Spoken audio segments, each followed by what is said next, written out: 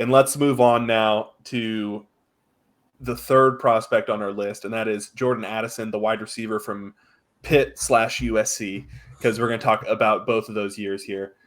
Measured in at the combine a little under what we all had hoped. He was listed at 6 foot 183 or 185 at USC, measured in at 5'11", 173. And I know that doesn't sound like a lot. However, that's 10-ish pounds lighter than what he was listed at. 5'11" and 6 foot is a pretty big difference in terms of NFL wide receivers. He does have 30 and 7/8 inch arms. Yeah. But he has small hands at 8 3/4 inch. So yeah, the biggest thing for me is the weight aspect of it. I think 1 inch, I don't think it's as big a deal, but the extra weight I think is what's going to be. And that being said, the first thing that came to my mind with Devontae Smith, that has not been an issue, but I also think he is the exception and not the rule. And so with this size, definitely leaning more towards obviously a slot type receiver. I think he's a true Z in my opinion. Okay. So you have an X, a Z, and then your slot receiver. Your Z receiver is the guy that's going to play kind of on his own, where he has more space to create, and he is usually lined up in the backfield, like off the line of scrimmage, and isn't given press coverage nearly as much. And I think I was kind of concerned about that for him. What are you doing? I'm here. Oh, it sounded like you were hitting your mic or something. Oh, no. Sorry. So for me, he is locked into that option, because I think even in the slot, I think he would take too much of a beating over the middle. And we saw some of that at USC, where he was struggling later in games because he was so beaten up from having to go over the middle. And that for me is a big concern with that weight.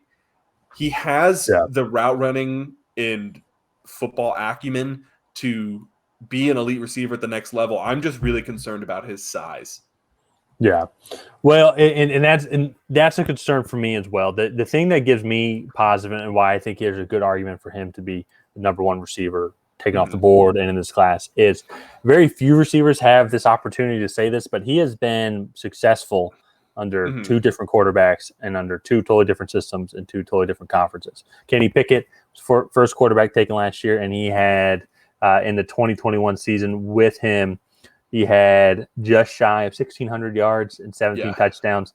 And the key for me, he had 100 catches during that year, so average 15.9 yards. This year with in the Pac-12 with Caleb Williams, he had essentially almost half the production, 59 catches, 875 yards with 8 touchdowns. But the yards per catch only dropped 1 yard to 14.8. So to me, it kind of goes to what you were saying as well. He is still an outside receiver who can go and create space, and we did see that. I think his drops dropped significantly while at USC, and I think that is kind of the growth of the veteran aspect. Just maybe it was a young receiver and everything. That being said, though, even the drops he had at Pittsburgh, they still kept throwing it to him, and it wasn't too much of an issue, with the 100 catches. I mean, he was the Blitnikoff Award winner. Yeah, so 2 seasons ago. So that's pretty good. And so that to me, if I'm an NFL exec, a GM looking at a guy, this guy seems like a chameleon when it comes to different types of systems. You can go from an ACC system, then you can go to a Lincoln Riley type system and be successful, be the leading receiver. You can go play with more of a designated pocket type quarterback in Kenny Pickett. Well, let me rephrase that. More of the modern day type quarterback. Where he's a pocket quarterback that's mobile. Pocket quarterback that's mobile. And then you can also go play with who in my opinion, and I'm looking forward to talking about him a lot next year, but looks like a mini Patrick Mahomes, just kind of the way he plays, a lot of improvisation. And so that might be one thing he needs to work on a little bit is the improvisation that we saw at USC, but I forget the YouTube channel's name, but he had a really good point about it.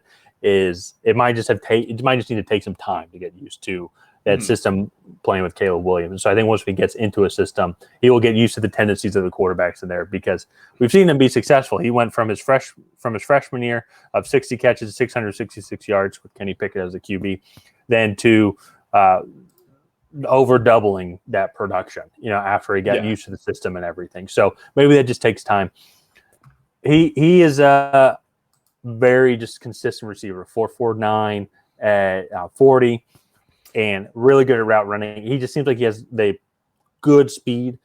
I just hope that the weight doesn't hold him back. I just hope that his size doesn't hold him back. That for me is the concern, is that it is. He actually is. I think Devontae Smith is a really good comparison because Devontae Smith is at this size. He's actually a little he's like 7 pounds lighter. I think he's a little taller. Is he like he's 6 foot, like 165 is what he measured in at. And he was just however, he ran like a 4.38 or like a very low 4.4s. He's faster, he's a little bit taller. I just worry about him as a prospect because late in games, later in the season, is he going to be that same receiver after he gets beaten up? Because this is not the Pac-12 anymore where you're going up against no-name corners and 230-pound linebackers. Yeah. He's going to get hit harder and more by NFL talent, and I just think that concerns me, especially when you see him kind of fade in games because of the physicality of it. He also was being used more in the slot, and he was taking some bigger hits over the middle. And I think he is more of a true Z receiver in the NFL where he will be able to do what he's good at and be in space a little bit more on the on his lone side. So for me, when I look at him, I think of landing spots. I really would love to see him in this Giants offense. I think with Brian Dable, I think he would fit really well. They already have Wan'Dale Robinson, who's going to be in the slot. They have whatever veteran journeyman receiver as their X. And so I think that he would slide in really well. Then you have Saquon Barkley and Daniel Jones.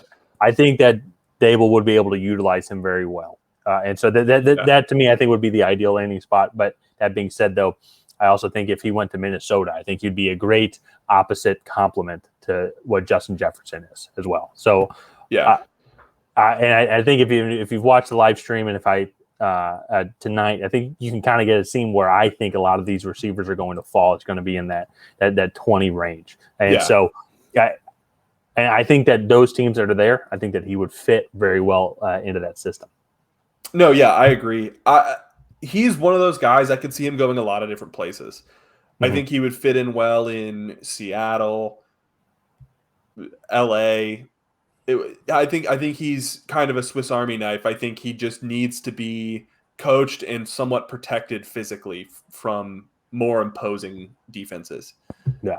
So, well, and that stuff will take time, and that's what I mean. Shoot, they're now professionals. They're going to be doing this 24/7, 365, and so it's going to be like they're gonna these coaches, they're going to find ways to utilize him and make sure that he stays as healthy as possible, or give him every opportunity to stay as healthy as possible. So.